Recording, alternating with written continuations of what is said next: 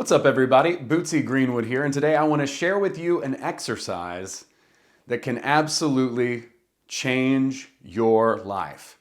It's something that I picked up as I was rereading a book called the Kybalion, which I do have on the channel. I'll link it here.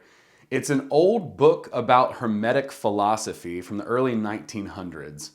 Many speculate that it was written by William Walker Atkinson, but nobody really knows. It was written by 3 anonymous initiates. But basically, the book contains all the natural laws, and wow, does it ever have a ton of things in common with reality transurfing.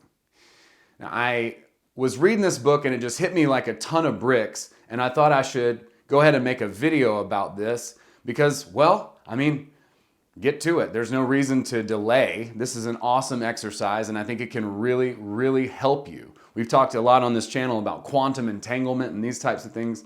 This is basically an idea that's very similar to that, but it's simplified. So we all know about pendulums from the Reality Transurfing book. The Kybalion talks a lot about pendulums as well, okay? We also know about moving toward the observer from the participant, okay? So I'm going to mark this higher part of this graph, the observer, and the lower part, the participant, okay? These are our awarenesses, right? And there's a scale that moves between them from observer to participant. As we move up the scale, we go higher and higher to observer. And as you'll notice, as we go lower and lower, we're participant, we're closer and closer to this pendulum, or what the Kybalion calls the principle of rhythm. But it specifically denotes that rhythm works in a pendulum-like fashion.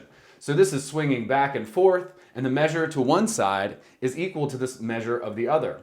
However, as we go up and higher and higher and higher up to observer level consciousness, we get to the point of cause, which is up here, and then we have effect, which is down here on the scale, okay? So this scale is really a model of our own consciousness and how we interact with the pendulums or the rhythms of our own life. Now, to take it even further, this observer is what the Kybalion calls the I in the I am, and the participant is the me in the I am, or the am part of the whatever you're feeling, whatever you're experiencing, the fleeting emotions. This is the feminine part of you. This is the masculine part of you. The masculine part of you that is always the observer, that is static, and then the feminine part of you that is what the Kybalion calls the mental womb. And this is where we take our slides from the observer and we slide them into the mind of the participant so that they can begin to create like a seed does in nature. All right. I say all that to say, I'm trying to set this up for you. The idea that I want to get to you is your higher self is up here at the top of the scale, okay? So that's where your higher self is. It's in closer to the center, closer to the observer consciousness. And what I want you to think about is, I want you to think about who is your higher self?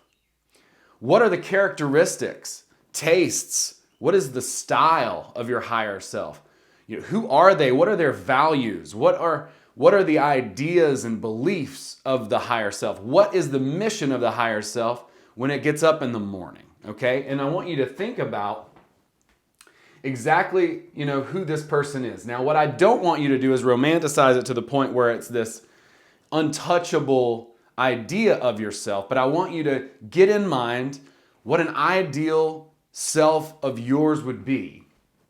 And what the Kybalion says is that we can polarize ourselves anywhere we would like on this scale, okay? By focusing on it. The way that anything is created is through attention. The way the universe is created is through attention, meditation, and contemplation is what it says in the Kybalion. So this whole creation process that we emulate is from the higher order. It's from infinity, of God, whatever you want to call it, as above, so below. We reflect the same process in nature.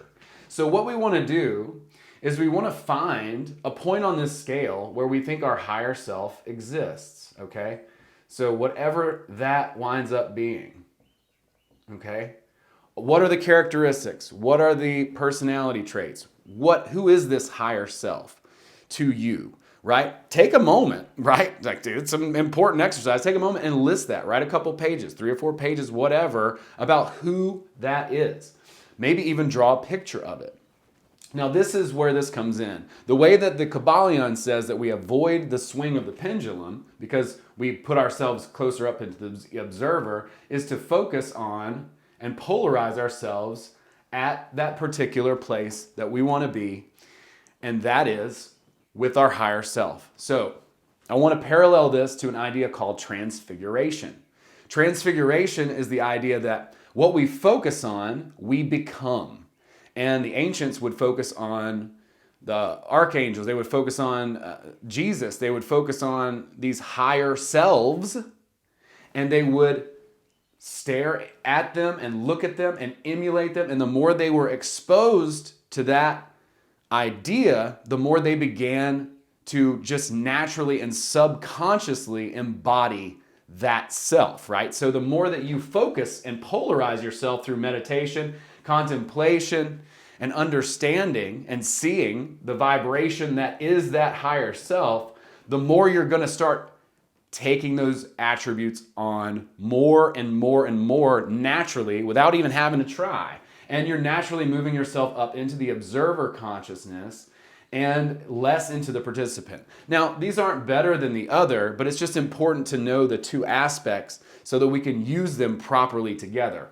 If our main consciousness is in participant mode all the time, then we're just walking around in a dream. So we want to be able to shift that to observer and basically leverage the observer consciousness from that higher self and put the ideas into that feminine mind so that it gestates this particular version of ourselves and we begin to become that.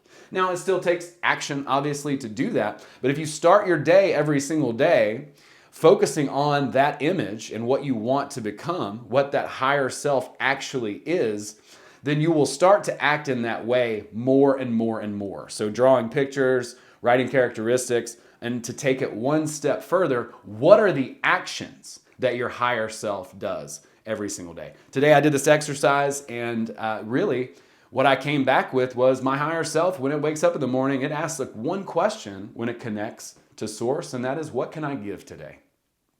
So this is my gift to you as a video. I hope it's helpful. I hope you enjoyed it. I hope that you'll take this exercise and begin to apply it. This is basically quantum entanglement. It's the same thing, but instead of having some strange idealized version, make something that resonates with you and stick to that, right? Like, we're all actors playing ourselves, so you get to pick who that self is. So whatever that winds up being, sit down and be honest and allow yourself to be exactly what your heart is, and begin to just list that out and think about that, and then start to visualize and focus on that self. As opposed to changing the world, let's start with ourselves, and we can use these laws. We can use the laws of transurfing, the Tao, the Kybalion, all these different books in order to influence ourselves, make our layer of the world better, and thereby influence other people to make their layers of the world. We can't change anybody else, but we can work on ourselves, so let's do it. Thank you so much. Join the Telegram channel, Facebook group. Hit me up, shoot me a message. I'm around. I appreciate it. Thanks for watching this video, and we'll see you guys next time. Peace.